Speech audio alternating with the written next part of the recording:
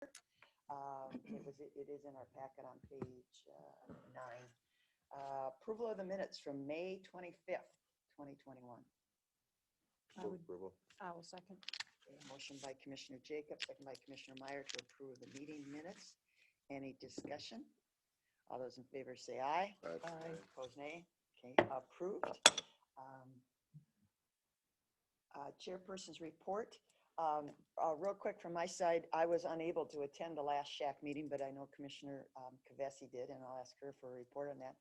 Just a couple of quick observations. I did note that the community health was present at the Winona County Fair, and they were actually also giving immunizations. I don't know, it was early when they started that, so I don't know how many people they had to take advantage of that, but I saw Melanie sitting there. And then the public health was next to the sheriff as far as a informational booth. They had a spin the wheel and people were answering questions about health. And my granddaughter who was with me was very proud to get an orange water bottle because she answered the question right. And but immunizations continue, and I'll just ask Commissioner Kavesi to share what happened at the SHAC meeting.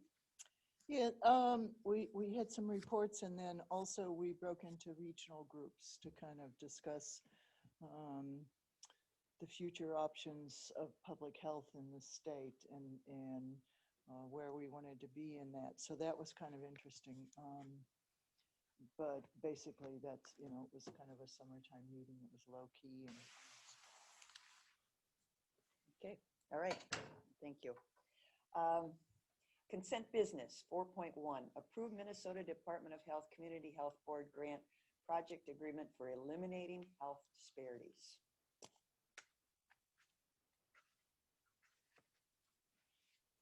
Motion would be in order if we want to approve this. I would move their approval. I would second. Motion by Commissioner Meyer, second by Commissioner Kavesi to approve the grant for eliminating health disparities. Any further discussion? All those in favor say aye. Aye. Aye. Opposed, nay. Just a note, logistics. We continually keep getting the public health department wanting us to sign, me as board chair, to sign health grants and everything prior to our voting on as a board. So if for any reason anybody contacts you that they're trying to circumvent our process, they want to keep it moving, but a lot of times they miss the deadline and then they're not on the agenda. So I personally use Heidi, I see Heidi's name up there, as the gatekeeper. Have we, approved this through the county board? So that's, if anybody questions what we're doing, that's our process and we're sticking to it. Any other general business concerning public health, community health? If not, Motion to adjourn. right. Second. Motion made by Commissioner Olson, seconded by Commissioner Jacob to adjourn. Any discussion? All those in favor say aye. Aye. Aye. Opposed, nay. Okay, we're adjourned. Thank you. Good morning, everyone. Morning.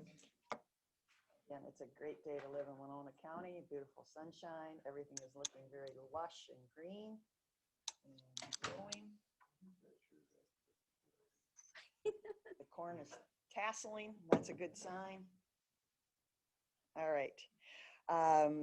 Public comment. At this point in our meeting, we have public comment. Anybody wishing to address the county board has a 2-minute opportunity. Just please state your name and address for the record. Is there anyone wishing to address the Winona County Board? Is there anyone wishing to address the Winona County Board? This includes anybody that's out there in the virtual world. Is there anyone? Yes, is there anyone wishing to address the county board? I see a face. Yes, please. Good morning.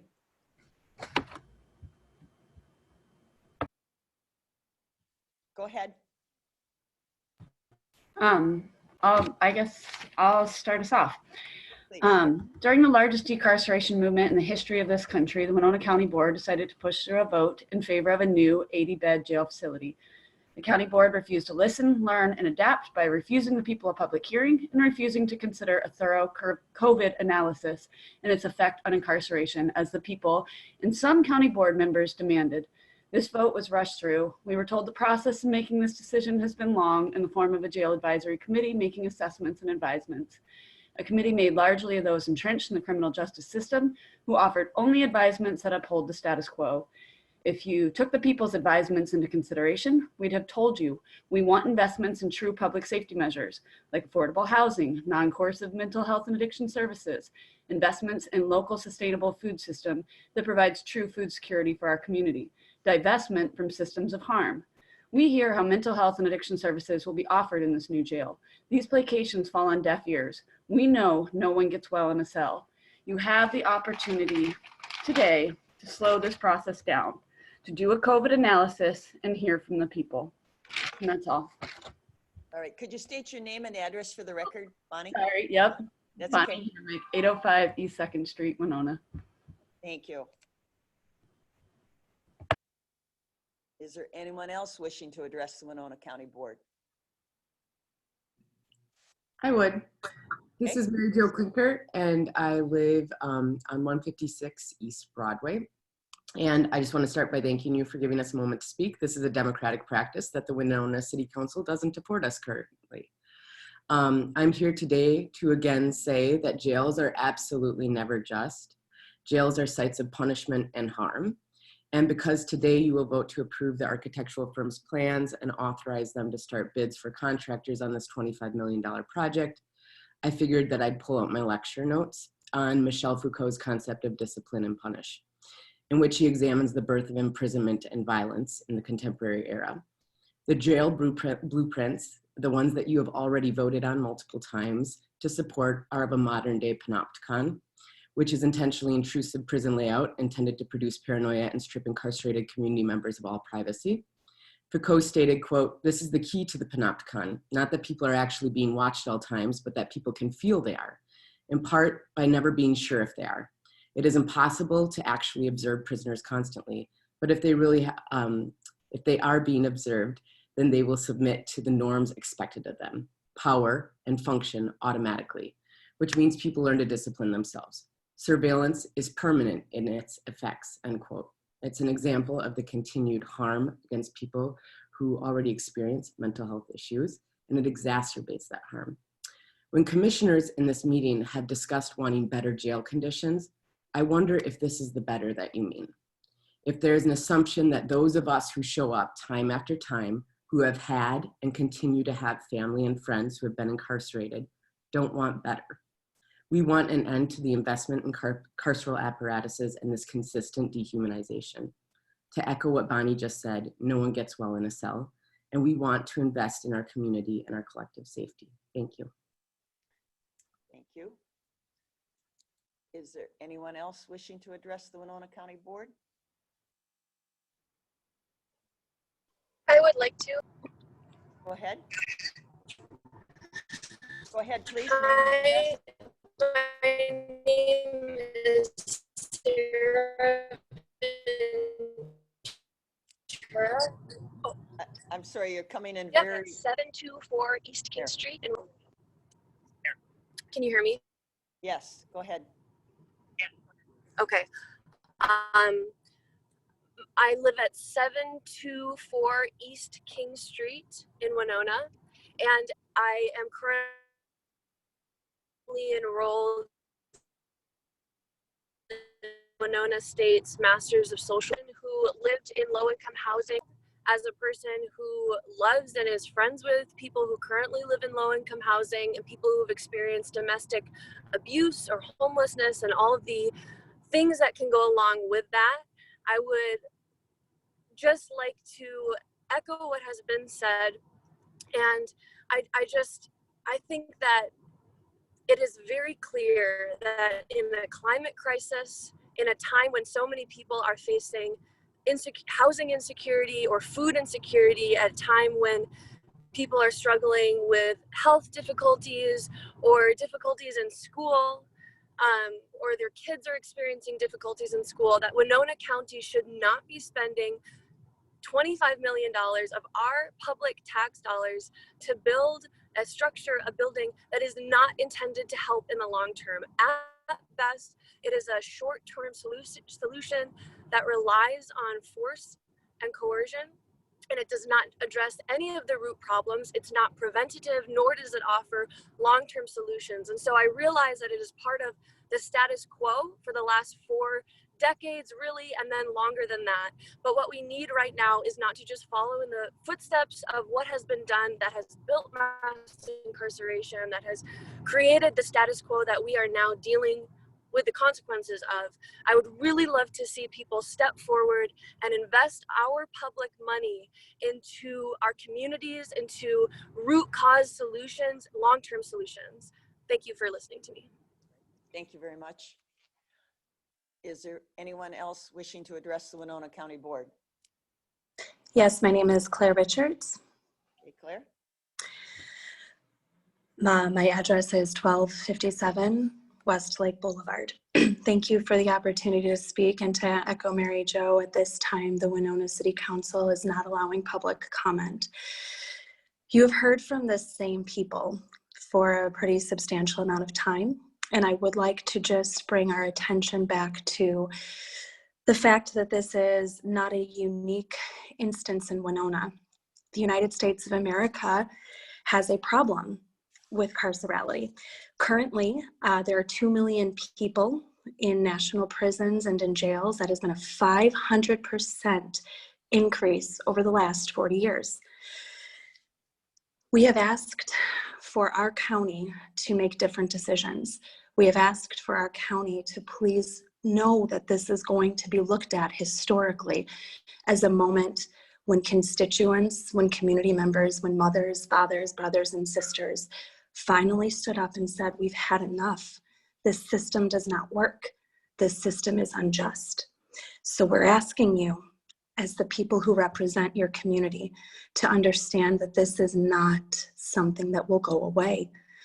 The choices that you make as elected officials will be your legacy. So since we have discussed mental health implications, since we have discussed humanitarian implications, I would like to discuss how making a decision to financially support a jail actually is going to be problematic for the long-term benefit of this community.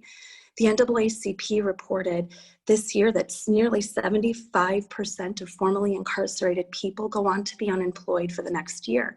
And that is often what leads to recidivism. A stat that was published in the Labor Journal of Economics said that even though this is the case, significant increase in violent arrest risk is not the proponent of that. You are making choices that affect your community. Thank you. Thank you. Is there anyone else wishing to address the Winona County Board? Is there anyone else wishing to address the Winona County Board? Hi, yes, I would like to address the county board. All right, name and address, please. My name is Cara Eggers, and I live at 613 East 7th Street in Winona, Minnesota. And I would like to echo everything that my friends and people have said before me. I really think and feel that these funds can be reallocated for what is needed in Winona, and that is not incarceration. We have so many other issues that are being faced, and we really need to be focused on how to solve problems permanently, not punish people for deeper rooted problems. Thank you. Thank you.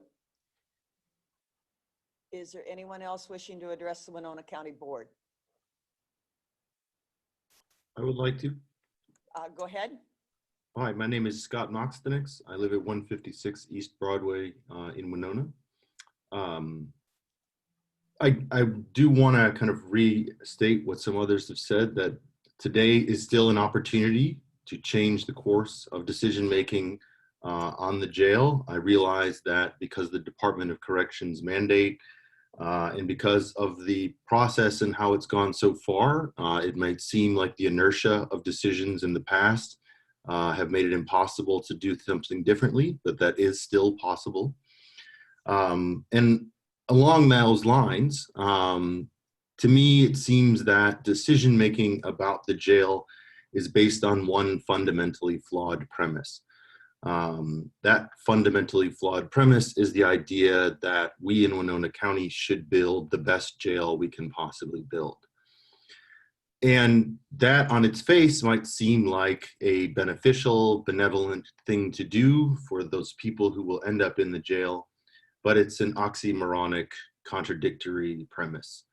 You can't build the best jail because a jail is something that a community and a society should never desire to have. It's a last resort.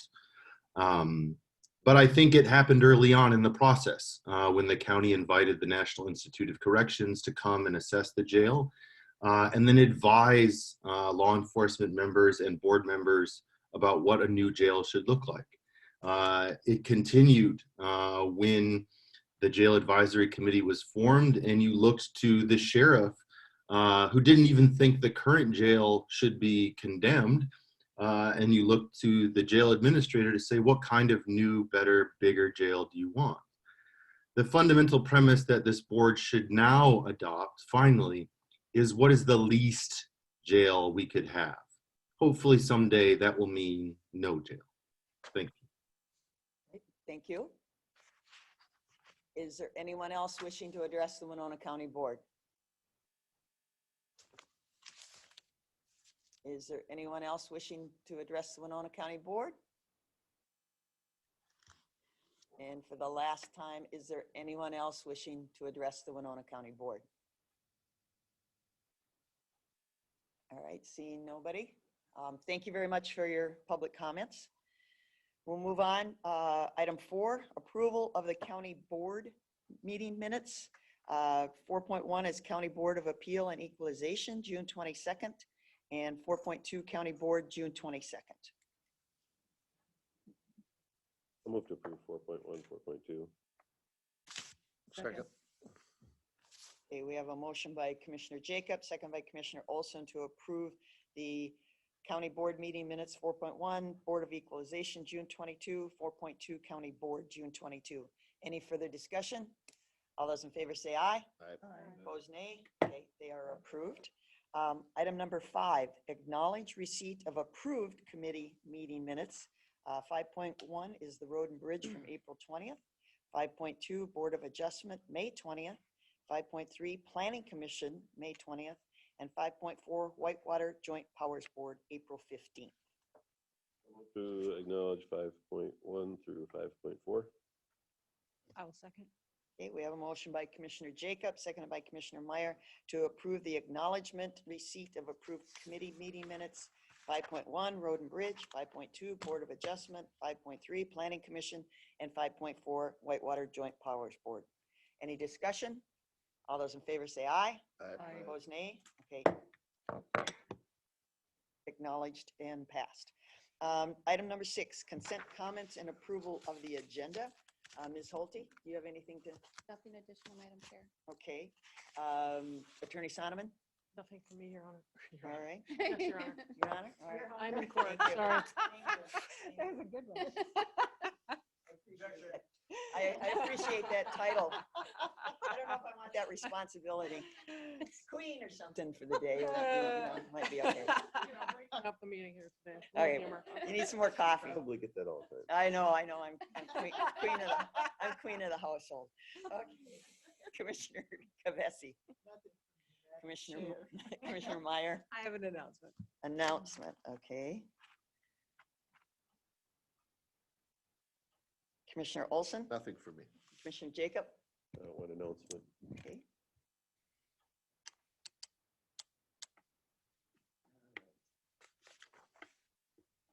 I also have an announcement. Okay, so with that, a motion to approve the agenda would be in order. I'll move. Second. I have a motion by Commissioner Meyer, seconded by Commissioner Kavesi to approve the agenda as presented. Any further discussion? All those in favor say aye. Aye. Opposed, nay. Okay, approved. All right, Ms. Holte, would you read the consent business into the record, please? 7.1, approve conditional use permit for Dennis Allen and Deborah Abnett to allow an existing dwelling on less than 40 acres. 7.2, approve professional service agreement with Steve Hacken. 7.3, approve right of first refusal amendment for 30 South Liberty Street. 7.4, approve LG 220 gambling application for exempt permits, Pickwick Fire and Rescue. 7.5, approve renewal of agreement for transportation of children and youth in foster care placement with Winona Area Public Schools, 861 district. 7.6, approve Minnesota Department of Health Community Health Board grant project agreement for eliminating health disparities. 7.7, approve demolition of monument building and surfacing. 7.8, approve recommendation to hire information technology director. 7.9, approve Supervisor Association Amendment 2021.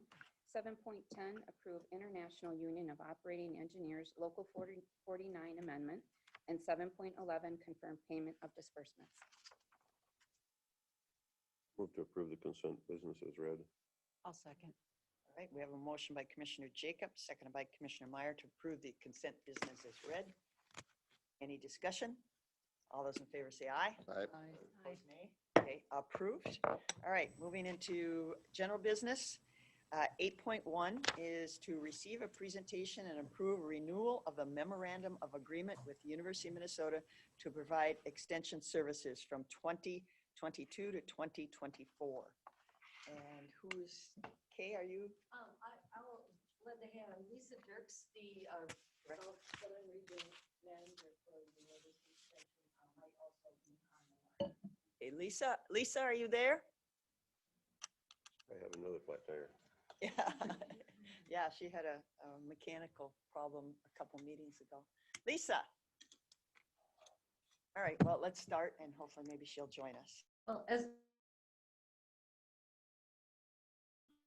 the youth involvement with 4-H and showing animals, some very fine colors of goats and rabbits out there this year, I might add.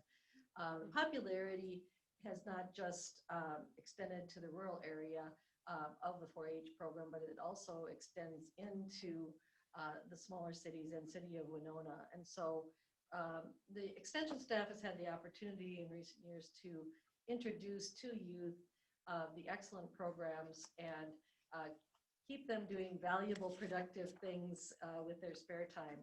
So, and it also is a program that brings value to adult participants, the research in particular for our rural farmers and for master gardeners who volunteer in the community have all provided value.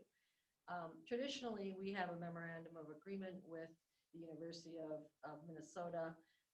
This particular version of it expires in 2021. So what was before you is the next iteration of that, along with a proposed budget for 2022.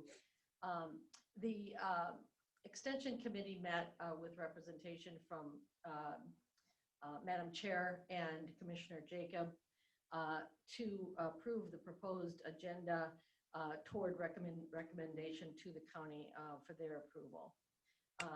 The .6 administrative assistant referred to in the request for board action is Linda Mueller, and that is unchanged from its current status.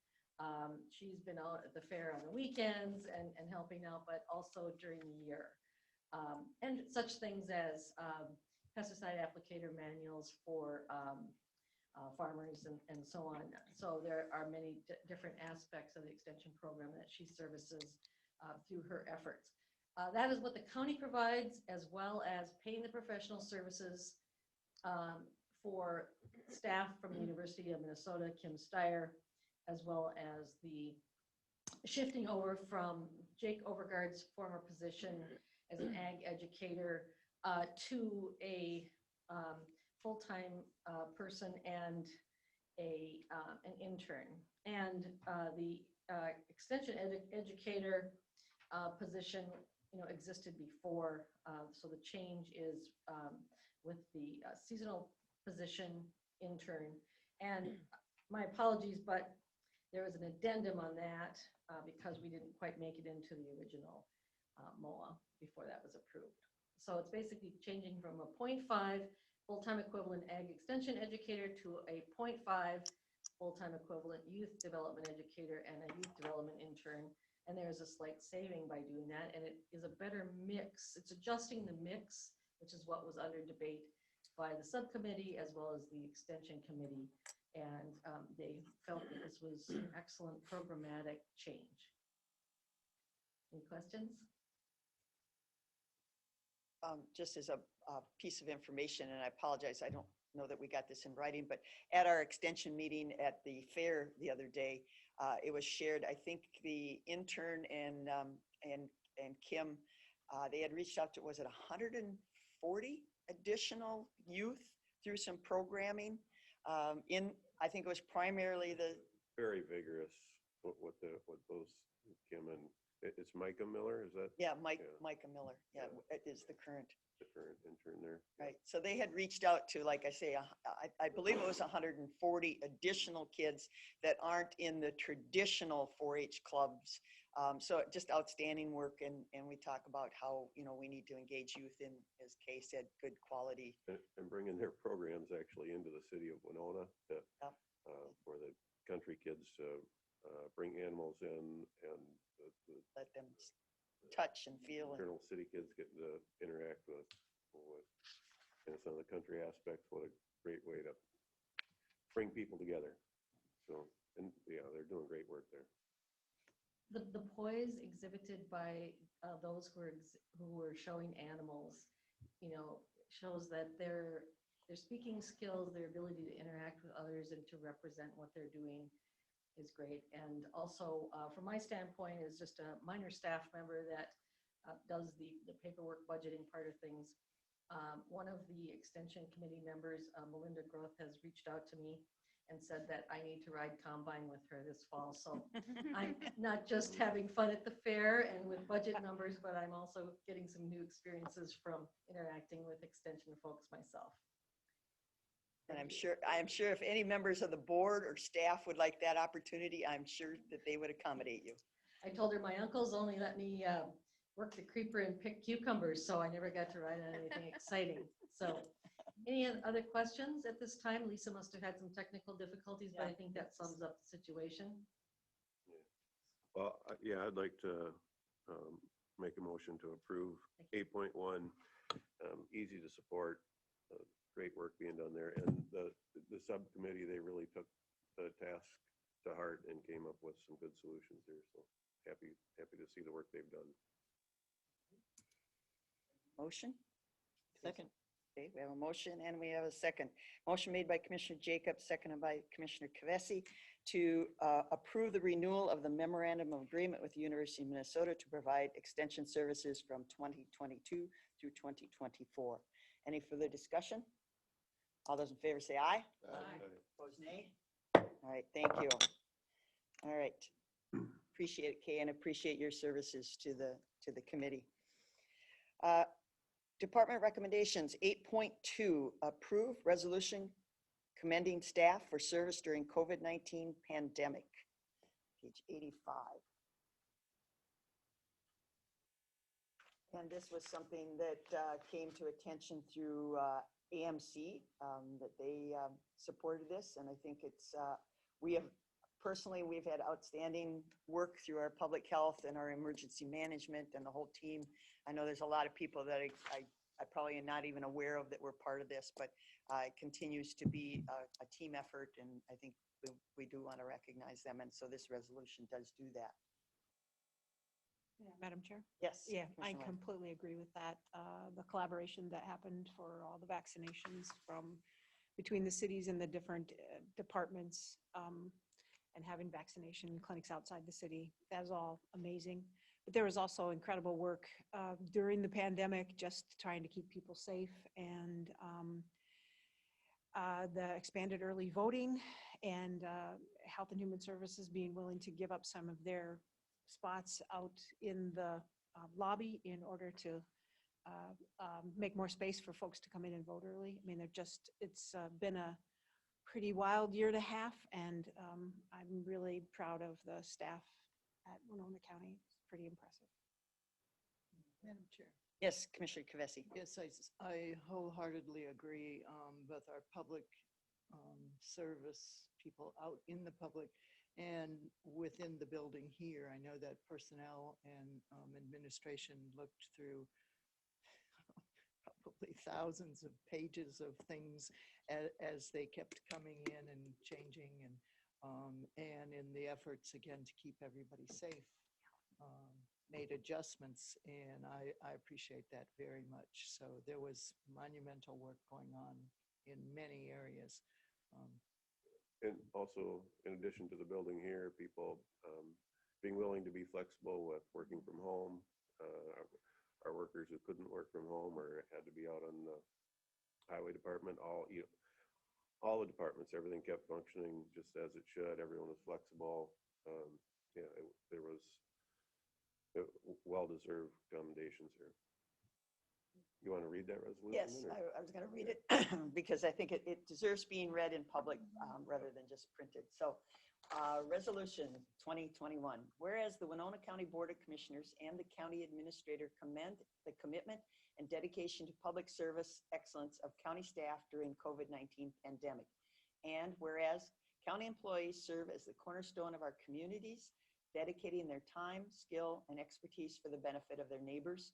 And whereas the work of county employees is essential and often in person, whether that is a newborn well check by a public health nurse, a tab renewal at the license center, or processing voter registrations and ballots. And whereas the COVID-19 pandemic disrupted county service delivery and program administration, creating uncertainty for employees and citizens on assessing essential services. And whereas showing exemplary leadership by taking personal risks, assuming new duties and responsibilities, or innovating new modes of service delivery, county employees continued providing vital community services. And whereas through their dedication to county work and commitment to public service, county employees are keeping counties open and their communities safer, healthier, and productive. Now, therefore, be it resolved that the Winona County Board of Commissioners and the County Administrator recognize the commitment and dedication to public service excellence of county staff during the COVID-19 pandemic, adopted in Winona County this 13th day of July, 2021. And I think we should give all our employees a hand. You bet. All right. Approve the resolution. I'll second. Okay, we have a motion by Commissioner Jacobs, seconded by Commissioner Meyer to approve the resolution. Any further discussion? All those in favor say aye. Aye. Opposed, nay. Okay, approved. Thank you. 8.3, receive presentation from Klein McCarthy and approve design development phase to issue documents for bids. And who's doing that? Oh, they are. Okay. All right.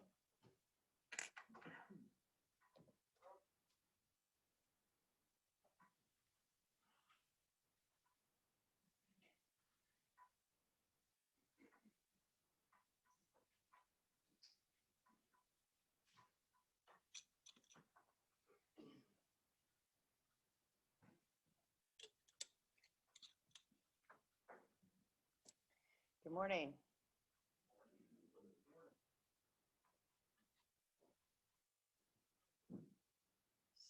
So who's going to lead the discussion?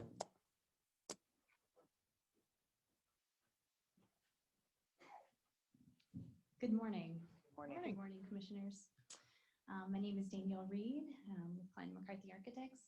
And what I want to go through today is our presentation of the design development documents, along with the cost estimate, and go over the project schedule and the next steps. Heidi, would you be able to share the screen? I do want to share the graphics and go through where we've been, highlight the exterior design, and go over any questions you have on the architectural side. I will hand off the discussion to Market and Johnson to go over the cost estimate. All right, I think we're going to go to page 2 first. Thank you. The last time I was here, I went over the site plan and highlighted the new addition in relation to the courthouse and the law enforcement center. I do want to mention a couple of changes since the last time I was here. The only real change we've made is that the trash collection point no longer is on the north side. That's going to be consolidated to the existing trash collection point that is currently located for the jail and law enforcement center. The discussion really came down to a function of the space constraints and the snow removal in that location. So I just wanted to mention that was a little variation from the last time. Another highlight is signage. The existing monument sign for the site currently is located parallel to the road. And so in this project, what we're going to do is replace that to have a sign that's perpendicular to the road to acknowledge that we're going to have people coming in. There's going to be 3 different points of access on this side of the road. And we're going to be adding signage and wayfinding throughout the campus to be able to direct traffic and vehicular and pedestrian traffic. Does the city of Winona have a sign ordinance? Are we following it, I guess? With the debacle on the windows, the question is, are we following it, or are we going to have to change this again? We wouldn't have to change it, no. Okay, because we have a sign ordinance in Winona County. Yeah, this is the city's jurisdiction. Right, so that's why I'm asking if we're in compliance with the city's. I wouldn't have any concerns that all the regulations are. That's why we had to get the variance for the windows, because we knew it needed to comply to the city's ordinances. I don't have any reason to believe that. Well, that was late. And my issue is that we had to spend extra time, energy, and effort in redesigning and redoing some things because of that ordinance. So I just don't want to have to go back and address it again. Right. Okay. Yeah. All right. My point is made. All right. Okay. Next slide is showing the perspective of the front entry. The only change we've made since the last time I was here was identifying a flag. So it was important to acknowledge that all county buildings have a flag at the entry point. Oh, Heidi, could you move to page 3? Thank you. So you can see in the view slightly that right off to the right of the entrance point is the flag location. And then the next slide, page 4, gives you the perspective looking at the courthouse on the left, the law enforcement center in the middle, and the jail on the right side. And what we've identified is the glazing requirement of the city. And so meeting the requirement of having the glazing along 3rd and along 4th.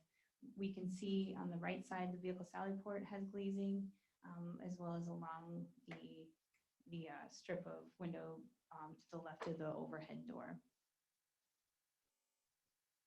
And the next slide, page 5, is just looking into a view a little bit closer up, just a rendered image of the entry. And page 6 is going to give us a vantage point from just underneath the bridge. And what you can see here is the walkway between the jail and the bridge, and the vehicle sally port with the overhead door and the glazing on the left side.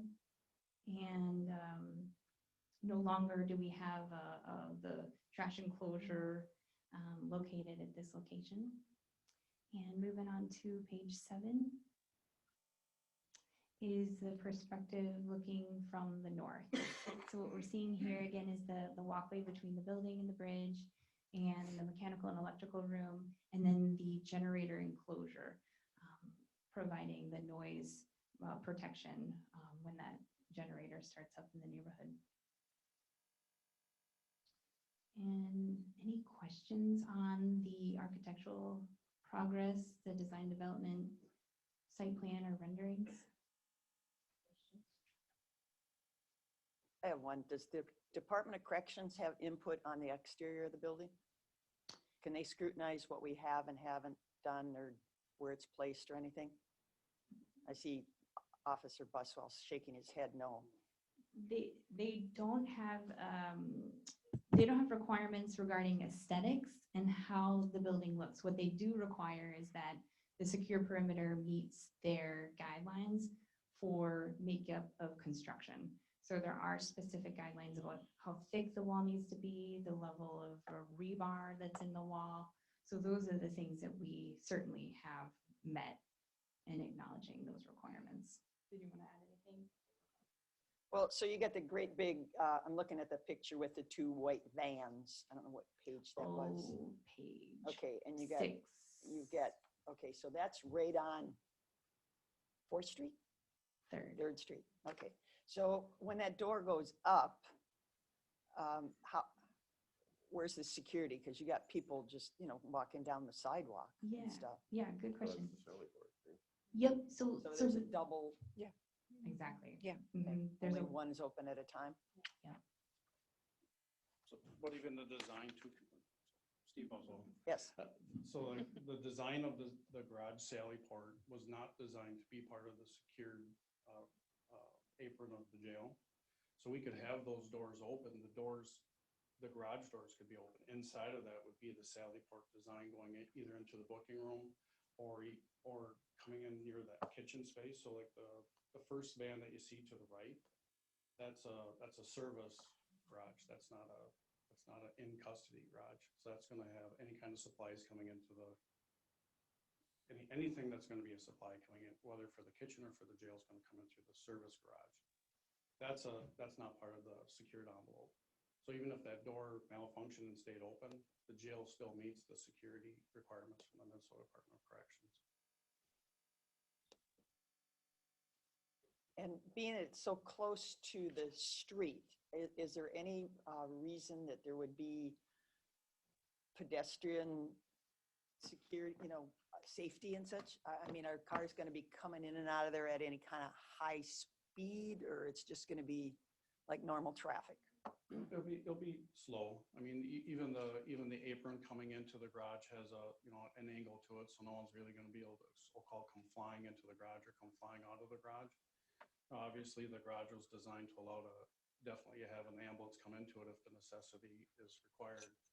So that ambulance would come emergency speed to that location, whatever the building's address is going to be. As that door is open, they'll slow down to come into the apron and then in through the garage door, and then they'll be secured. Very similar to what we're doing on the other side of the building currently, right? I mean, No it's different. Yeah, absolutely no different. But they have to This will be back- closer to the sidewalk, but it'll be the same procedure, same policies. But do they have to back out onto the street? Or They'll is there a actually be drive-through? driving There through is a- this. there is a Yeah, drive-through so on they'll the- have vision Yeah, of the right. sidewalk. Isn't there some backing in and out over there now in the current location? Yeah, So this should be that's the only safer than- option you Yeah. can do. Yeah, so this is much safer. Okay, so there is another door directly on the other side, so you can drive Go through. drive through, yeah. This chair, yep. Right. Okay. And has this final design been run by the city of Winona? Or do we need their permission again? No, we do not. Okay. All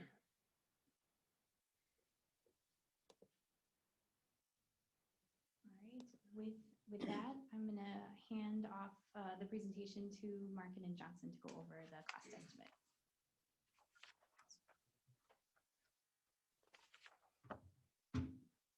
Hey, good morning. Casey Lemke with Market and Johnson. So the first thing that I want to touch on here that we're looking at on this slide, I think this is page 97. This is a publishing and a couple snippets of April, May, and June, the last 3 months that we have seen. And it's published by the Engineering News Record, ENR. It's a large national study of construction costs specific to the construction industry. So I want to point out, take a moment to talk about what the industry what we're feeling the upward pressure of construction costs right now. So in April, you'll see the building cost index has gone up 6.1% for the year. On the material cost index side, it's highlighting 2.6%, and that's a monthly rate. So if you zoom in a little bit, you'll see that 2.6 is actually a monthly escalation, and it was trending at the 14%. Going into May, things weren't getting better, unfortunately. May was trending upward again, the new annual inflation of construction cost was going up to 8.3% overall. The material side was still trending upward, of 5.5% for the month on a monthly basis. So to get perspective, building cost index, is that labor and materials? Correct. Building cost index is basically the whole conglomerate. Okay. And then the material is just Materials. isolating that side. Okay, thank you. Correct, yep. So the 5.5% is, again, the monthly rate. So at that point, it was 19.9% for the year. And then in June, the last published article of what this was previous to putting the packet together, June was at 10.1% for the year. And material cost index, you'll see it's highlighted there, 4.6 for the month. But you're approaching 25.3% for the year on the material side. So I just wanted to take some time pointing that out and giving a perspective of what the construction industry is seeing on our end. And it's not just jobs locally for the city or for the county, or even in Wisconsin, it's happening at a national level right now. So I wanted to take time to touch on that. The next slide, you'll see getting into our budget recap. Heidi, if you don't mind advancing it to 9. Here we go. Could you blow it up a little bit? Gonna have to be bigger than that. So the format of this is you'll have the description on the left, and then the first column represents the SD design and budget that was done last time we were here. And under the DD design and budget, that's the most recent snapshot of another budgeting exercise that we did to see where the project was trending and where the current conditions of the project costs were trending. Then the column to the right of that is the variance that shows the overages and unders from comparison to our initial SD budget to the DD budget. And then in the last column to the right, the comments box, we tried to add a high level description of why there was a change. So I think we're probably all aware and seen it in the news. The lumber pricing has skyrocketed quite some time, for almost a year since the pandemic hit. The most recent commodity that has basically followed in the footsteps of lumber is steel. And don't quote me on it, but it seems like that commodity has been going up at almost a rate of 10% per month of letters that we're receiving from our suppliers. So on this project, you'll see that in the descriptions when we get to Division 3 for concrete, there's steel components in that concrete category for the rebar. There was an increase in cost per ton for that aspect of it. So that's about $152,000 more than what it was originally. And I'm going to jump down to Division 13, Special Construction. Given that this is a jail facility and a lot of the detention cells are steel modules with steel panels, steel ceilings, we're subject to that price increase from the mills and factories. So that was a big jump. That went up $462,000 for that category. And again, I point that out because the quantity didn't change. We didn't change from last design to this design of how many cells there were on the project. It's really something that's out of our control at this point, is the material side. So if I scroll down to the bottom, all the direct cost, that puts us at $2.18 million more than what it was previously projected at SD design and budget phase to where we're at the DD phase. And again, these aren't the final costs yet. This is just another snapshot in time of projected cost. The next item that we'll talk about is the schedule. And then we'll talk about the schedule of the final bid documents, the 100% CD documents, which has all the details documented on the plans and specs. And that's where everything is publicly bid and all the final numbers come in at that point. What do the red numbers mean though, that you initially thought that and you've reduced it in the initial bids? Or it's Correct. just- Yeah, so if I look at starting at the bottom coming up, one of the biggest ones is Division 32 exterior improvements. It went down by $283,000. But if you Because of notice the the windows? category right above it, Division 31 went up by 355. That was a switch of who we're using for that system, for the underground water detention system. It was taken out of that package from extra improvements, and it So was. we still having water tanks? We still do have underground storage, and I believe And that's then- all the final documents are yet at this point. Yep. Okay.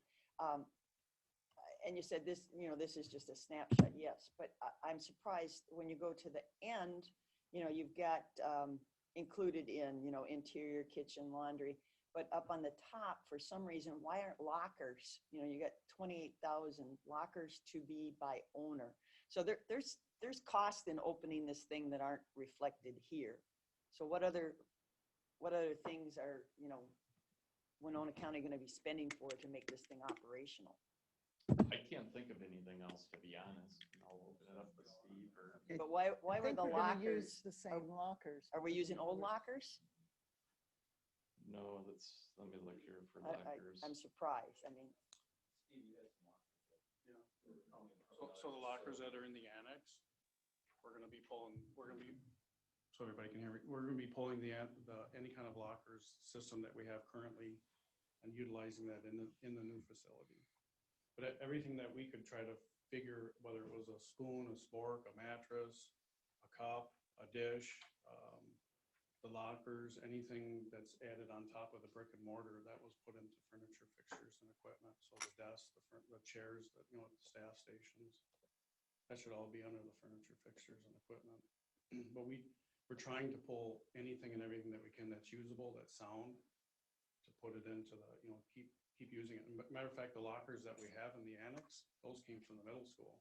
So we were able to use the SDS group, pull them from the middle school, bring them downstairs back in 2005, save that amount of money. And again, we're going to save that same amount of money, even at today's cost, a lot more money, bringing those into the new but facility. so I appreciate that, Mhm. but it says in the very, in the bottom there, detention grade furniture included in construction costs. So what line is that above? How much are we spending on furniture and things like that? Is that Division 12? That's Division 13, special construction. Yep. And that, Division 13 is mostly made up of the detention equipment contractor, known as deck contractor. So he'll do the detention cells and anything detention related, like the detention frames, detention doors, hardware, and the detention furniture that's in the day rooms and such. And so Division 12 furnishings, is that like desks and stuff for? Yeah, Division 12, I believe in that is our casework, countertops, and if there's any window treatments. I don't have the details on this. Where is the dispatch equipment in these lines? The actual. Changing dispatch. On page 99, it says total construction and design is a whole list of owner items. And included in there is furnishings, fixtures, and equipment. And there's also including moving costs. So there's costs to move those from the one building to the other. Yep. And maybe you can put a coat of paint on the lockers since they. Right. But dispatch, is that in here, or is that going to be another separate? Because dispatch is not the jail. Right. Dispatch is a different function, more encompassing function. And most of the equipment, so the consoles and the furniture that will be coming in there will be that E911 money.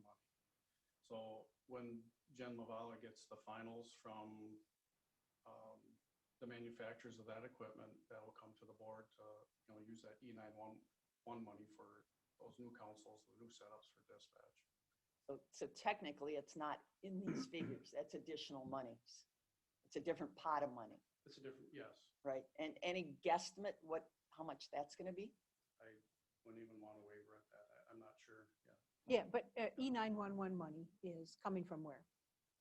Our phone bills. Full phone, yes. Yeah, so we don't have to raise the levy for that is the point, or we don't have to Right. bond for that, But, so. but by spending it and maybe spending it down considerably, it may reduce some other beneficial of using 911 money for something else. Well, there was, and this will be a future discussion, but there's a lot of those systems that needed to be replaced anyway, so this was really the prime time to do it. So the battery backup systems and all those needed to be upgraded, and are really a hazard over in the law enforcement center. So they've been needing to be done for an awful long time.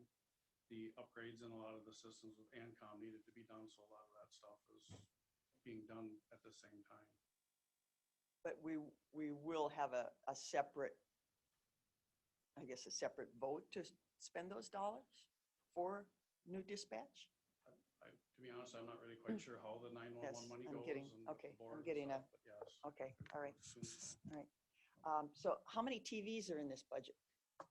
Ooh, I don't know that offhand. I've been warned, don't Yeah, put that I'm too not many sure. TVs, especially in workstations. Well, there'll be no TVs at a staff workstation. There'll be monitors only hooked up to camera systems. I did meet with MCIT insurance too. They actually came through our jail and spent a good part of a day with us. So, yeah, it was a good It's a education service. for me as well too. Yes, Yep. I'm glad that we accepted their invitation. Commissioner Jacob. So right now, the costs have gone up by $2,398,000. So roughly 10%. At what point can the board, once we make the bid or put out a bid to get accepted, at what point can we stop the potential escalations? At that point, at basically bid time. Once they bid, they can't say, prices have gone up another 10%. Correct. And Right. maybe that's a good segue into the schedule. Oh, Madam Chair? when the dates- I did have a question. Commissioner Sorry, White. before you move on, Yep. sorry. So we still do have a contingency, and that was really what I was trying to figure out. And the Correct. contingency is 1.8 million. So it's going to be higher than we had anticipated, but we haven't spent that yet. So Correct. it's possible that it could be slightly lower than what the number we're seeing now. I don't expect that will be true, but it's possible. Correct. Okay. Yep.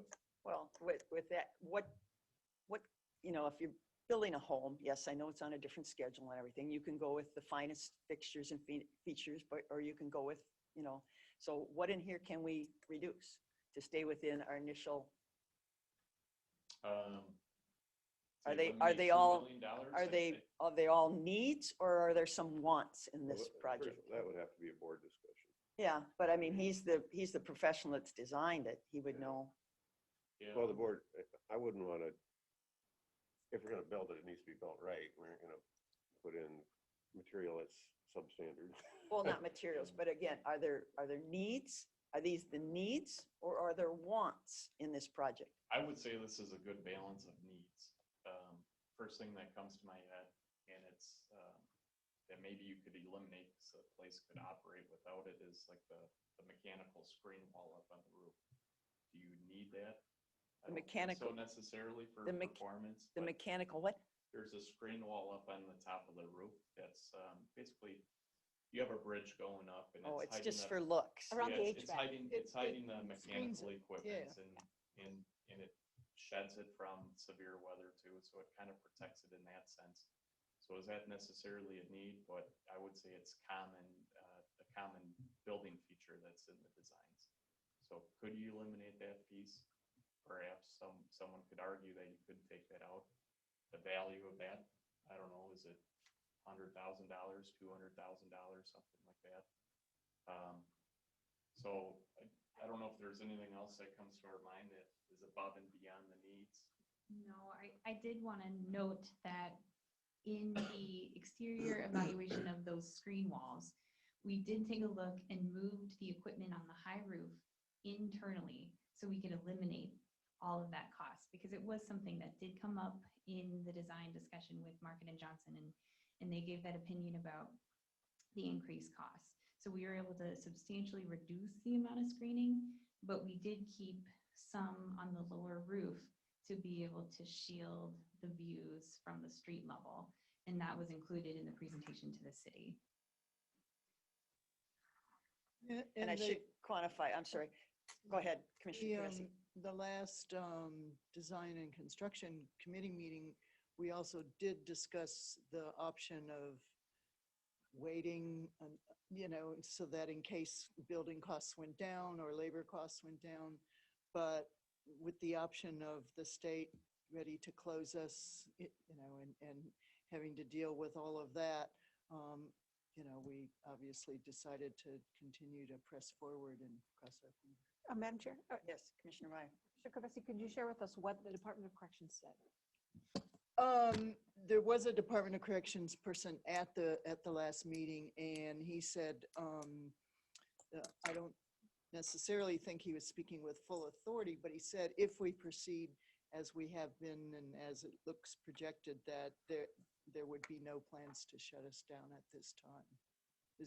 Am I summarizing that correctly, Steve? You've been in touch with them. Correct. That was Chris Toma.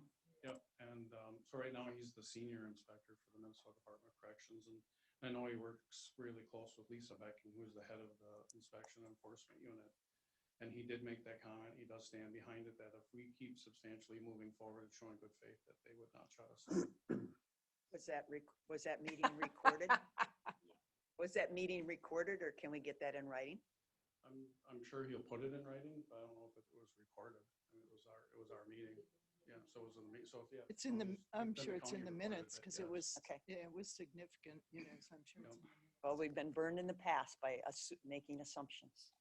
Commissioner Jacob. Yeah, I'd like to maybe dovetail on with what Commissioner Kavesi was just bringing up about the potential of costs going down in the future. That's a gamble that I don't want to take.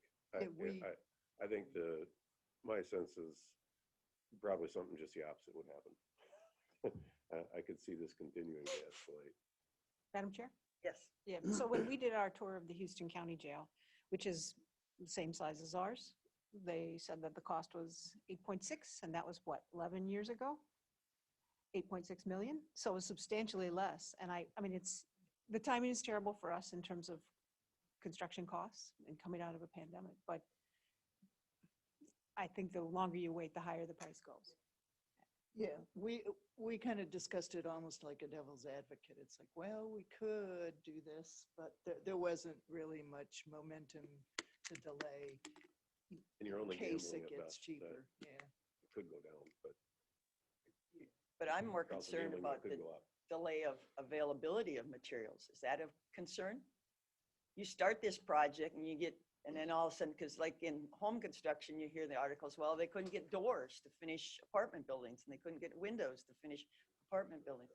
Different scale of but what about these kind of materials? Yeah, so we have a scheduling software that we put together, and it outlines all the lead times of the material too, to track by the time of order, and we make a commit to that supplier or subcontractor after bid time.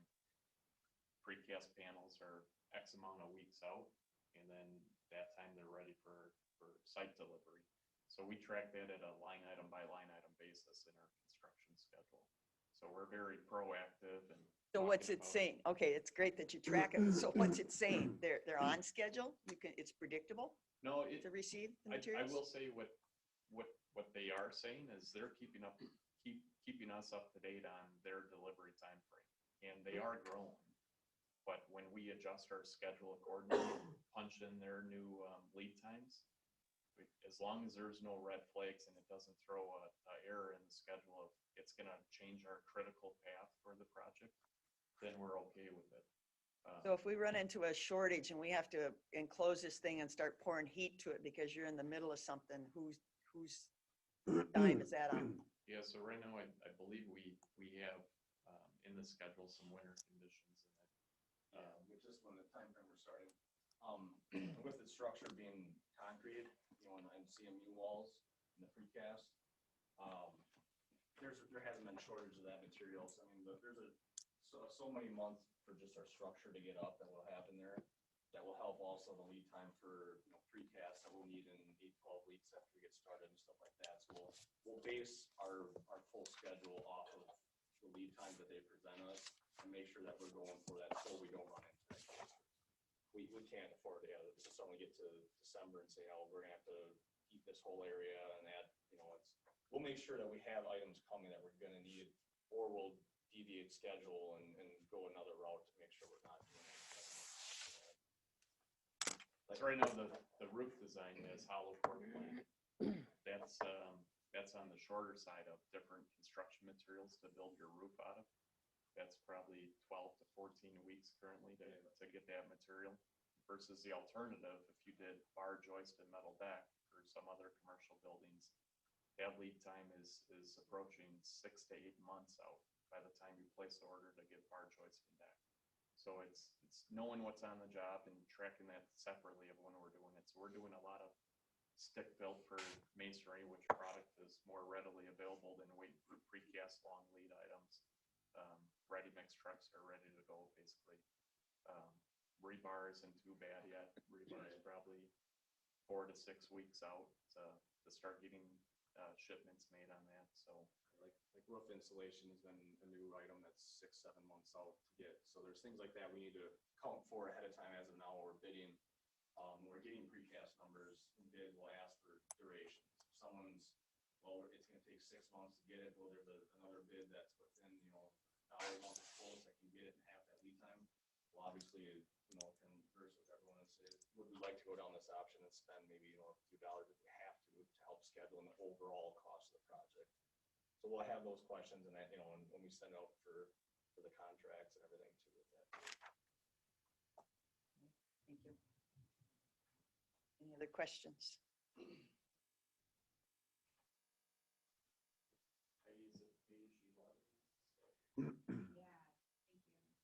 Yeah, so page 11 in our packet identifies the project schedule, and we are in the process of finalizing all the details with the engineers to get the bid documents out July 29th.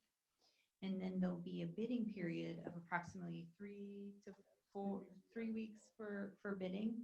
So then it will be available for public bid. They'll be due to Market and Johnson's office. Like it was mentioned, all the information regarding pricing, timeline, any alternates or caveats will be presented to Market and Johnson.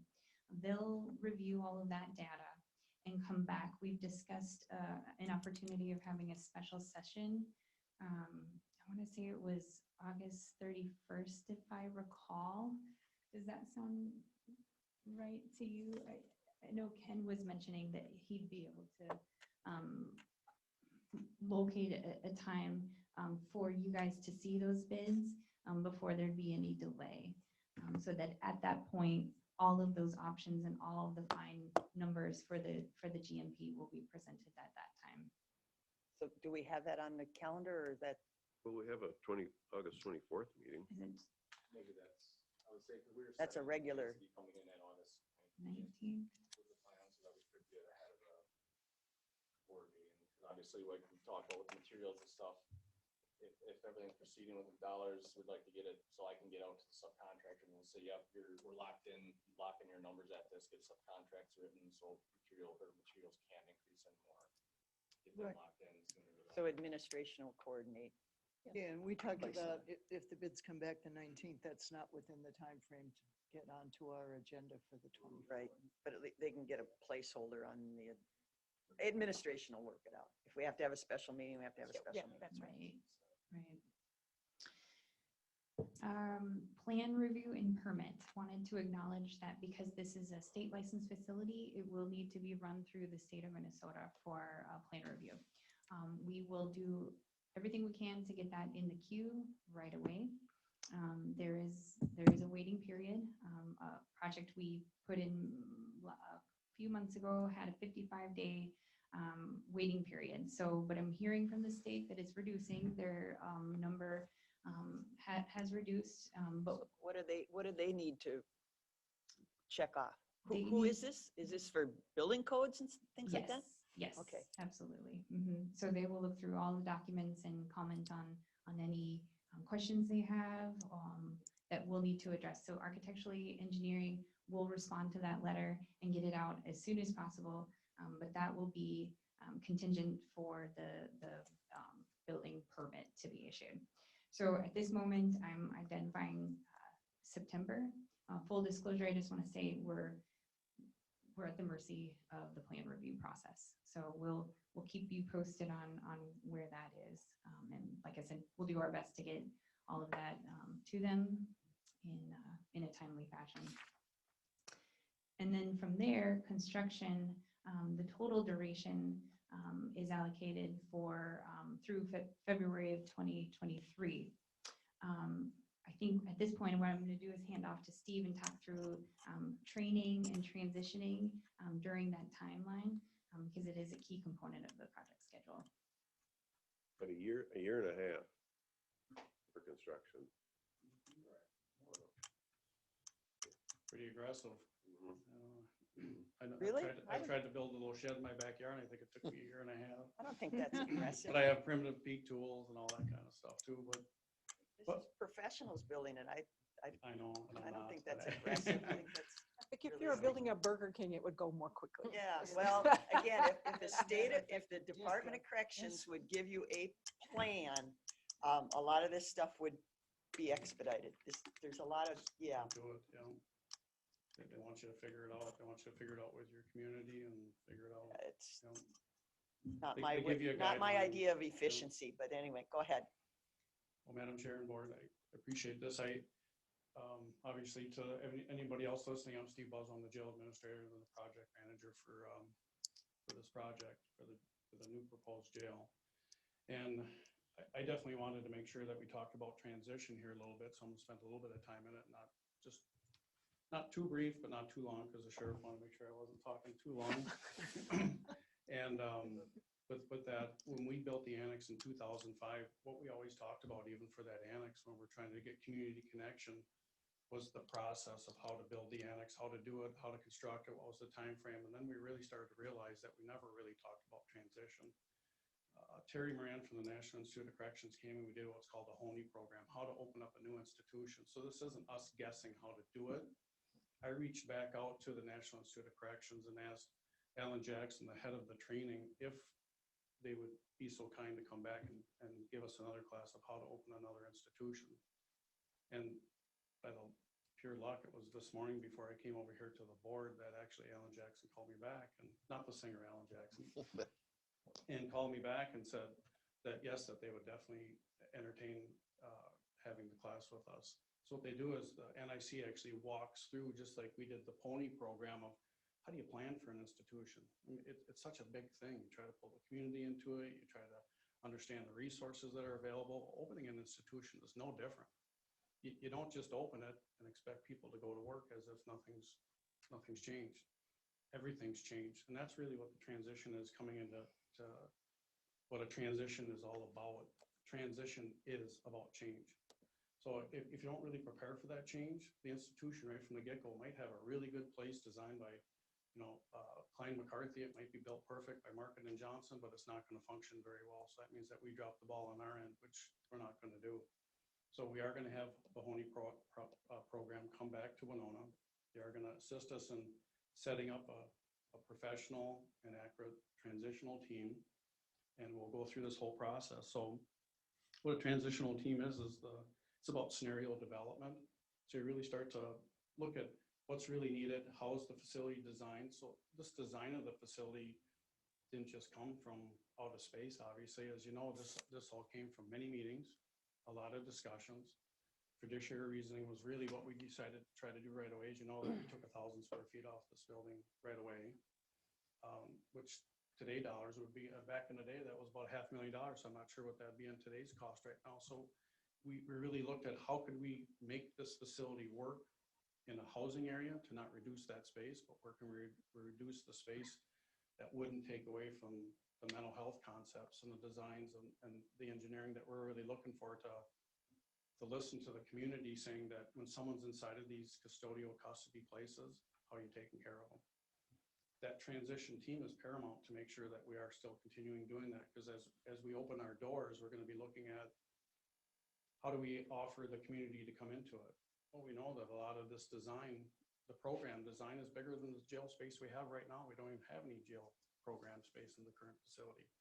So we are designing this, but how do you do it? How do you have people come in? How are they going to be securely brought into the facility? What's going to be the flow of it? And all of that is really important because it all comes down to one other thing that we've talked about, staffing. So the biggest cost over the life cycle of this building or even the current building over there is someone like me or in the county, the staff. So what we didn't want to do is also increase the staffing, but we also did not want to reduce health, safety, and welfare inside of the institution. So by having this transition, it's a process that actually starts the minute that they start to break the ground, getting the transition team to come on board, and people like Klein McCarthy and Tyler and stuff from Market and Johnson is going to teach people how to read blueprints and stuff a lot better so we can actually look at it and start to come up on paper policy and procedures. That's really going to be the lion's share of really the transition is policy procedure on something that doesn't even exist yet. So there are going to be a lot of table talks, a lot of discussions, and a lot of looking into Minnesota statutes and 2911 requirements of what do you need to meet when you open up these doors. And that transition team keeps on going, and as more of the brick and mortar is made, staff can actually start to walk into this facility and actually start to do these scenario-based trainings and actually start to walk through it. Because if you just open the door and never actually had someone walk through it, what's the time frame that it takes for it? How many staff was it going to take? What if something happens in the interim time? What if someone collapses and there's medical? How do you have that medical respond to it?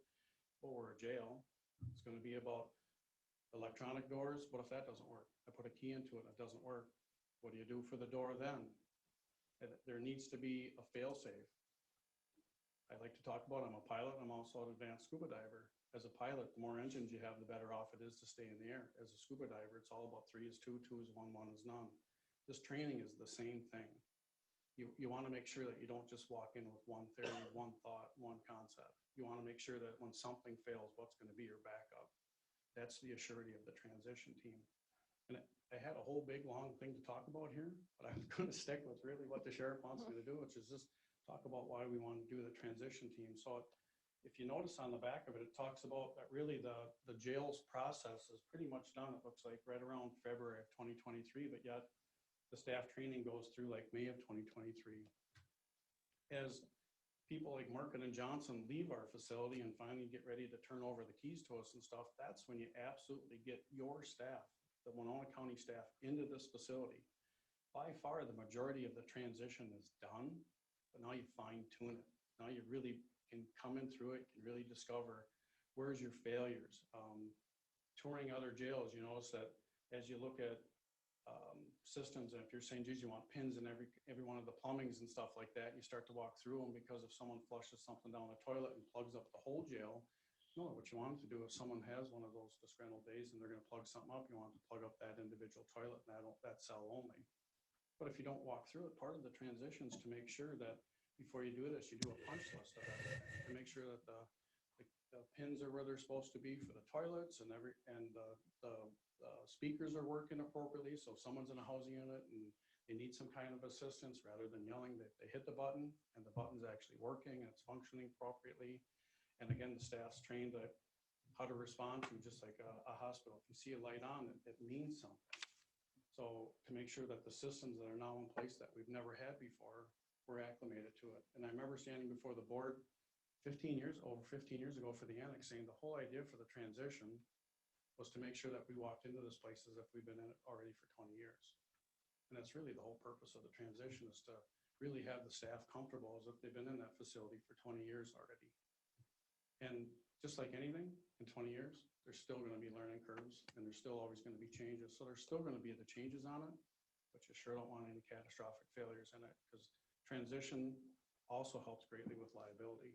And talking with MCIT Insurance, obviously they heavily encouraged having this transition team as well too. So I don't really have anything else, but the backside of it, those 3 months, is up to 3 months. Doesn't mean that necessarily we need till May to make sure. It's just to make sure that that staff is well prepared for it. We don't just push it forward to open that door before we're actually ready to open the door. We want to make sure that, and this is everything. So we got to remember it's not just the jail. Dispatch has to be trained. They're going to be walking into a brand new dispatch center. they're going to be running doors in a jail that they've never run before, and they're going to be located in a different spot. We want to make sure that the continuity of those two systems run just as effective as they do today, and that the staff is prepared to run it just as effective as they are today. The medical people that come into the facility, the programs that come into it, they too are going to have to be walked through, trained into, and prepared for everything. So one that actually is functioning and working, it's functioning and working. Again, like we've been doing it for 20 years. Well, I hope you don't run it like you did 20 years ago, because I think things have changed in 20 years as far as. Quite a bit, actually. I had a Yeah, great so conversation. don't go back too Yep. far, 20 years is. Well, I'm just trying to bring up the past that I believe that we didn't have this conversation prior to opening up the annex, 15 plus years ago. And I just want to make sure that we did have this conversation before we even got into even scraping ground for a new facility at all, that the necessities that are really needed during it, and especially even after it, before you actually just jump in and opening up the door. So you talk about transition and everything. When does the Department of Corrections come in and tell us how many people we need to run this facility? Well, that's a great question. And right from the get-go, we sort of put the cart in front of the horse a little bit, and we laid the design out in front of the Minnesota Department of Corrections.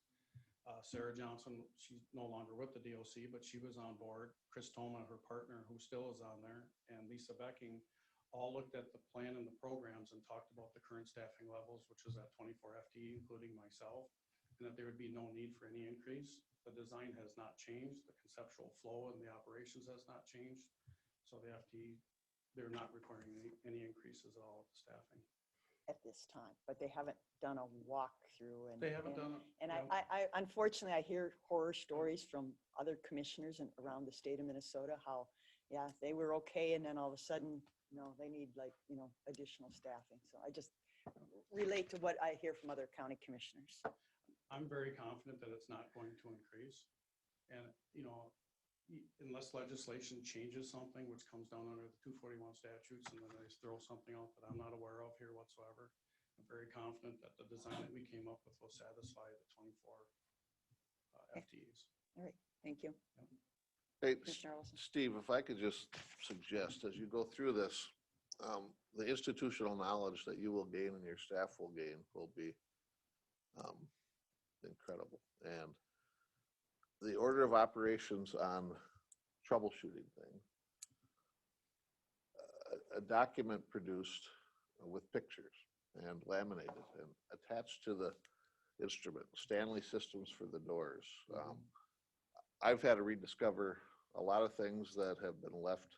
I've created a step-by-step guide on how to trip a door fuse on a Stanley door, going through the system, and where to find everything, and having redundant systems in place.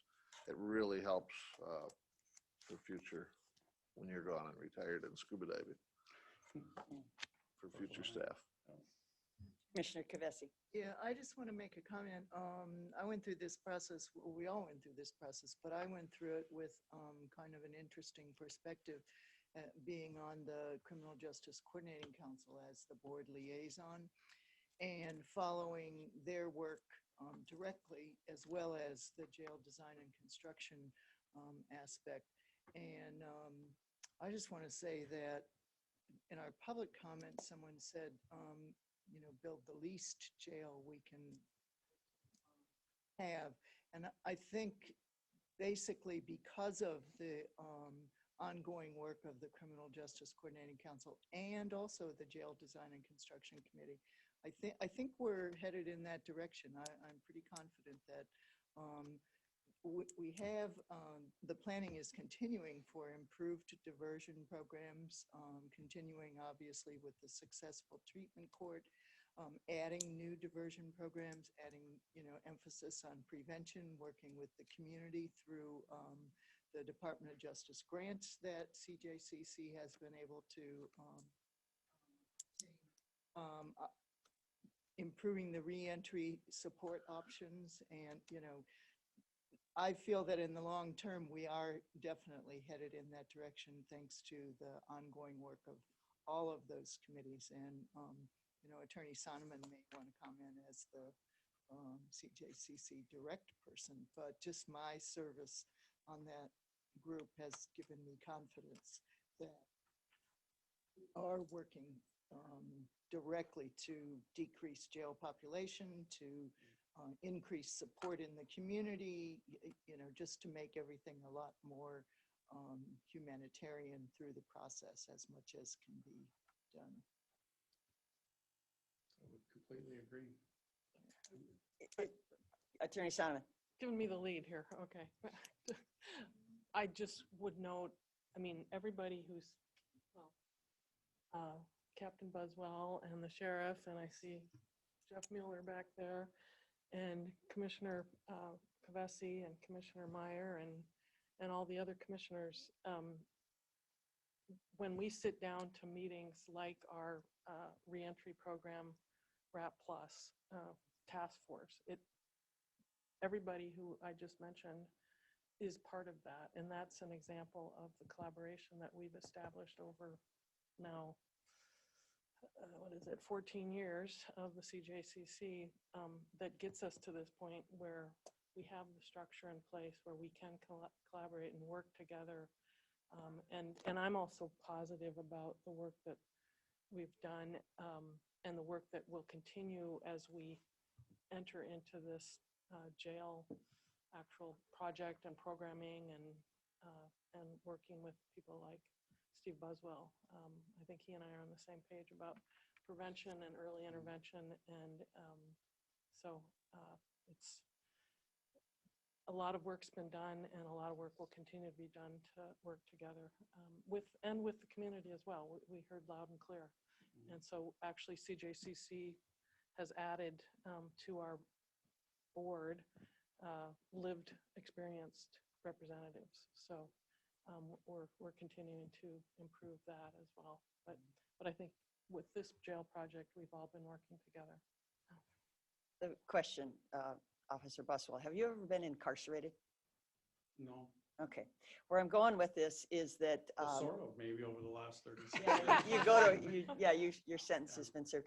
No, where I'm going with this, it was kind of weird. You know, it was one of these late night off the wall TV shows off of one of these, not major network or anything, but they had taken they took two people and put them in jail that had never been in jail before. One was a probation officer, bounty hunter, private investigator, and another was a mom of a person who was currently serving time. And they took them through the process of being, you know, booked and everything. And I apologize, I didn't get the name of the show. I didn't, it was, you know, a series, but I thought it was interesting because you talk about the transition and the training and everything. So you come from a perspective of, you know, we've done it, you know, this way, and you're schooled and trained and very well, I do believe. But it did give a different perspective of somebody that had never been incarcerated, what it feels like, what might be some flaws in the system. So I would say, you know, that might be an interesting process to take somebody that's never been through the system that could analyze it and give some feedback on it. And I think Attorney Sonneman probably would be a good candidate. I've also heard of communities as a fundraiser. You know, pay to lock people up. Yeah. Yeah, but you know, you don't want too. anybody in there studying the security system, obviously. But you know, But the who idea of knows? taking a neutral person being treated in the system that isn't familiar with the system, they got a different perspective how they handle. You talk about the mental health, you know, the aspect of it. It was interesting, the mother feeling what her daughter must have felt being, you know, incarcerated. Just a thought. I just want to say, I just want to say, Criminal Justice Coordinating Council should be Criminal Justice Collaborating Council. That is a huge component. The benefit of getting the whole variety of voices and experience, and you know. Well, and we've expanded beyond the traditional criminal justice representative. Exactly. I mean, there's a huge community effort. There's school board representation. It's a lot to run, and I just really appreciate that we have that in our community and that it has been so successful. So thank you. Commissioner Ward, I can't let it go what you just said, Your Honor. But gave me the power. Yeah, I know. But actually, ironically, I feel, because my 20 years as a public defender, and That's where I first met Captain Buswell and many other people. I spent a lot of time in the jail. Granted, I didn't stay there overnight. I didn't, but probably among people who haven't been actually incarcerated, I probably have spent more time in that jail and know how bad that jail is in terms of facilities. How they ran it, how it's been run is exceptional given the existing structure. But that's one of the reasons why I am very supportive and pushing the idea that after, 40 years, it's about time that we get a jail that serves a purpose for people who have to be incarcerated. And nobody wants anybody to be in the jail. But for those who, for public safety reasons, must be in the jail, to have a jail that treats people as humanely as possible in a jail setting is so important. So anyways. Which it's perfect. I know you've heard this from me before. Jails are about health, safety, welfare. That's the standard. We don't want to fail on not meeting those standards. It's not about lawsuits. It's just about doing the community wrong if you don't meet that standard. On top of it, this administration, starting with the sheriff, has all been about hopeless and helpless, removing less from both of those words and giving hope and help. So we've been trying to do this over all the years. There was a guy yesterday, I don't know if you would appreciate it if I said his name or not, that just came in to go meet me yesterday. He fought the cops all the time. He's been troubled ever since he's 14. He hurt an officer so bad that he broke his leg in a fight. He came in and he said, just thanks for believing in me. And it's about just giving someone some kind of a direction. And you stand there in a uniform, and I'm not in my uniform today, obviously. But you stand there in the uniform, and it's not about the power that's given to you in the uniform. It's about the power that's given to you as a person to try to help in the community. And like I said, all together, we've never been able to reach out very well and try to connect to another direction with this baton. And I know some of the community is just opposed to a jail and stuff, but the reality of it is some people just come to jail. And I've had many people say that without the jail, they'd be dead. That without being able to come into there, without having that connection through it, there was no other direction. They go to the courts, they say whatever they want to get back out, and all they do is they go get high again, they go get right back in the same path. The direction that they got, the structure they came, where they're at right now, came from the jail. So it was Isaac Coley yesterday. There's a whole bunch of people that, Max Ruff, I can't bring him up enough. He was my first one starting as a kid for truancy when I talked at his drug court. At his graduation, saying he came in as truancy, and you could see that he was a different kind of person than what he was starting to become. And I kept saying, you're better than this. And that was the spark, but he needed other things. The drug court was the connection to give him what he needed. But the jail, sometimes it starts there. You sort of have to realize that you're not in control and you have to change things. And it's not to be mean. We are very humane and everything. Like I said, we're trying to give hope and help all the time. That's what a jail is all about. I don't know what they were 200 years ago. I wasn't here. I'm older as far as the career goes, but I haven't been here that long. But they're completely changed. It's about public safety, institutional safety, and then public safety. And if you ever drop one part of those components, it's health, safety, and welfare is over with. So I agree that these for me, for what I've seen, I couldn't imagine where we're at 30 years ago if we would have had an institution like this. And even the mental health component that we're looking at inside this facility, how we're doing neutralized cells and stuff. So having Dr. Melissa Caldwell on board, even Clay County, who built that facility, I don't think is at this level. So we're going to be the most advanced looking at it. I have personally been to Hennepin and Anoka County and Generose and Rochester. I used to work at a hospital for 10 years. I was an EMT for over 34 years. I know what a lot of these institutions look like. This is still a jail. It's a very secured place. But these mental health places inside of this new facility are going to look like a dorm. But they're going to be secured as a jail. So we're very seriously looking and trying to manage the mental health component as we're still trying to work with the state of what do we do with some of these people that, as we know, shouldn't necessarily be incarcerated. But while they're there, we're going to manage them. We're going to take care of their health, safety, and welfare.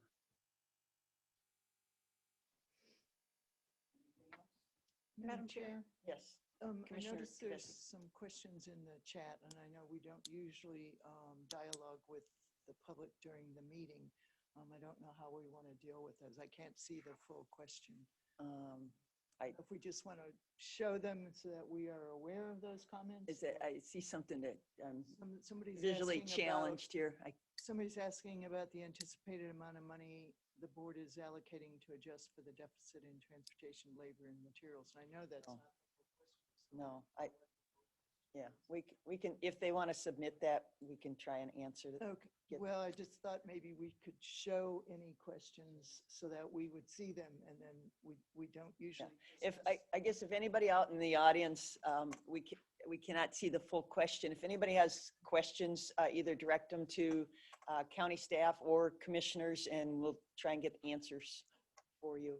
We are seeing something there. But we don't, as a rule dialogue, and we don't have the answers, and that's not an easy answer. It's not on the. Come with. Madam Okay, Chair, yeah. Commissioner Meyer. Yeah, it's unfortunate that building costs are up, but a lot of the questions that members from the community have asked are having to do with the amount of money. If we look at our budget, the county's budget is about 50 million a year. About 20 million of that we spend on health and human services. About 9 we spend on the sheriff and the jail. And so, although 28 million is a lot of money, in the 25 years that it will take us to pay for that $28 million with our bonds, we will have spent 500 million on health and human services. So the concept that we are somehow cheating health and human services or not providing those sort of services, if you look at our budget, it's just, that doesn't really play out.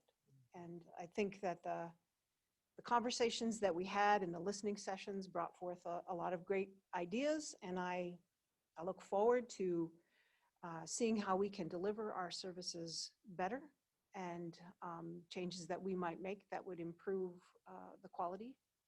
But I really feel like this, if you put it in perspective, we need to spend the 28 million on the jail.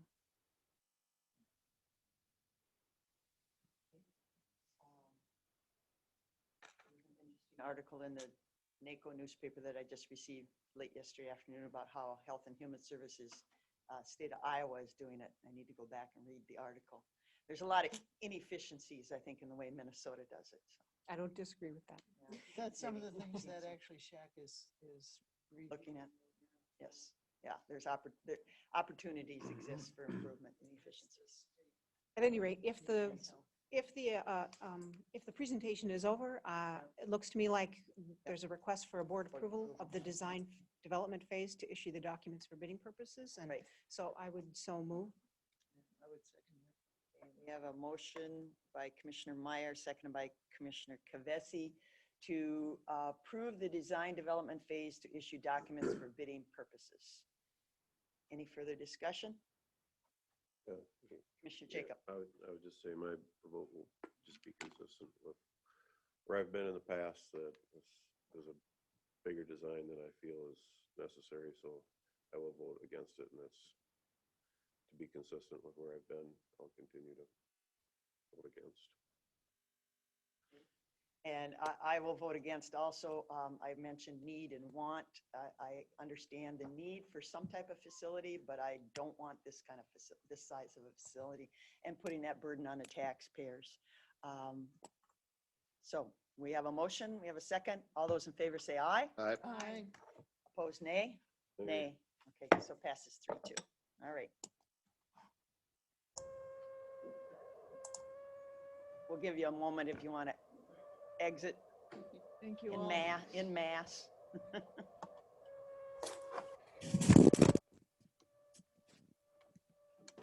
Thought they were all waiting for the finance update. Yeah. Because it's breathtaking. Thank you.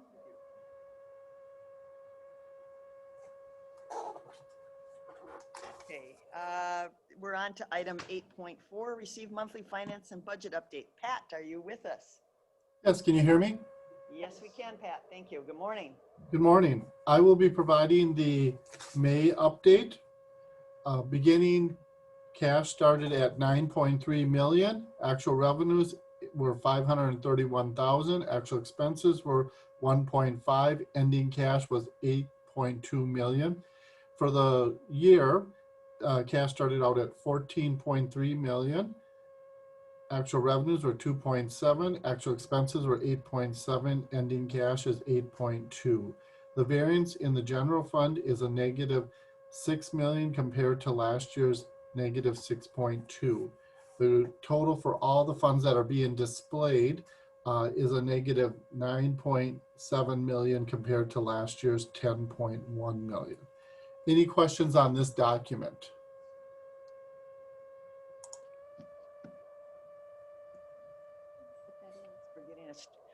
We're getting a strange hum in the boardroom. Oh, it went away. Okay. All right. I wasn't just hearing things. No, I thought maybe it was a siren outside. Okay. I think it's me when I put my speaker on. I think it is. Okay, I think it is. So continue. It's tolerable. Yeah. Okay. Then we'll go to the summary. Beginning cash was 8.5. Actual revenues are 8.6. Actual expenses are 18.2. Ending cash is $9 million. Variance is 9.5 compared to a negative 9.5 million compared to a negative 10.1 million. And I'm going to shut my speaker off. If you have any questions, let me know, and then I'll put myself back on. Any questions for Pat on that? Yeah, Pat, you sound like God. Can you say you shall have no other gods before me? Just the way you're coming through on the speaker. Yeah. All right, continue, Pat. You got one more document? Okay, we'll go to the summary budget. We're discussing May, and May is 42% of the year complete. Looking at the funds that are being displayed, the only one that is a little bit over the 42% is Human Services. They're at 43.8. General fund is just like a 0.5% over. Revenues at this point are still low because the taxes haven't been distributed. They will be distributed in our next, when I do the June update. Interest is at 58,272 compared to the 250, so we're at 23%. We're running a little low in that area. Any questions on this document?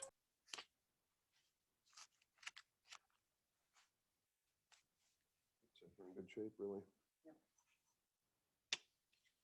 Okay. Any questions for Pat? No questions, Pat. Thank you very much. Thank you. Have a good day. You too. Goodbye. All right. Committee reports and communications. Commissioner Kavesi, you had? No. Commissioner Meyer. Yeah, I had an announcement. Yes. It's welcoming week. The Project Find staff and I think Commissioner Kavesi are going to meet on Friday. That's this Friday, the 16th at 1 o'clock out in front of the building to do a photo. Southeast Minnesota Together has asked their members to do it. They're going to be sharing it on social media. So anyone who's interested, there'll be some signs in various languages that say, "I'm a welcomer." Commissioner Jacob? Yeah, actually, two items I'd like to mention. Daryl Buck up at Soil and Water is retiring. There'll be a retirement party for him Thursday, July 22nd. That'll be kind of on the back side of their SWCD offices there. I want to thank him for his years of service. I think over 33 years of service to our community. And I thought he might be on today, but and I don't know if he'll be present at the next meeting, but I knew this retirement party was coming up before then. And then also just thank you to the Fair Board and all the work that was put into that fair. Just an incredible service to the community, and just has a way of bringing the rural and the city people together to bring the old older generation, younger generation together. What a wonderful service to our community and a complete success story. So thank you for all they've done. And I would agree, the Fair Board is an amazing group of volunteers that put together quite a parade. I think we all probably got a notice, a fellow commissioner, Mary Jo McGuire from Ramsey County. If you've ever been at a meeting, you know who Mary Jo is. She's usually got red or hot pink, and then she's usually got usually kind of auburn hair, but she's very outgoing and everything. She just was recently over this last week elected second vice president of our National Association of Counties. So a big congratulation goes out to her to represent us at the national level. I know she will be well received and a good spokesperson for Minnesota and for counties in general and stuff. So we'll look forward to seeing Mary Jo at some of our AMC meetings. Anything else to come before the board at this time? And then although it does say adjourn, normally we just recess and go into closed session and come Right. back and Yeah. adjourn. I would ask that you do that so that you Okay. can then. Yeah, okay, so we need a motion to Decide it. recess to go into closed. I will so move to Okay. recess for the closed door session. Second. Okay, we have a motion by Commissioner Meyer, seconded by Commissioner Olson to go into recess to pursuant to Minnesota statute section 13D.05 subdivision 3B.